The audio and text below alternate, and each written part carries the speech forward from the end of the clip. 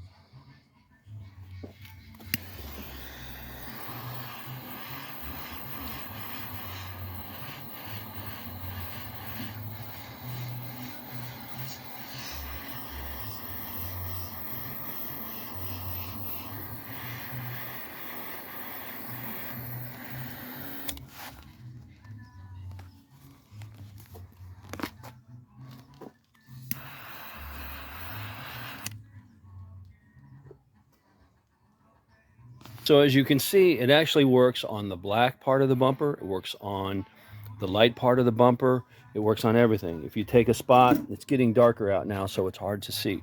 But if you look at the black part of the bumper, you can see how it's faded too. So the gray has faded, but you can see how the lighter, it reburns the plastic perfect. But then when you want to get the black, when you see the black, the black ends up going back to a factory finish as well. So as you can see, the black finishes as well. It's getting dark out, so there's a shadow, but you can see the black turns back to factory too.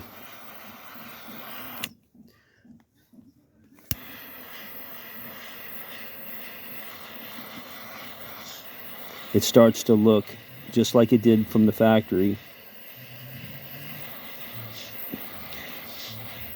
So I'm not doing it completely, but you can see that it does the same thing.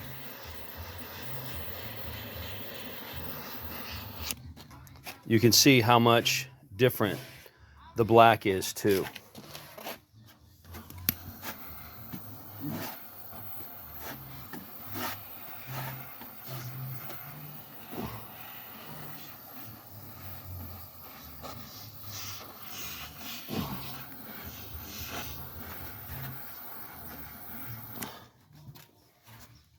So you see the difference.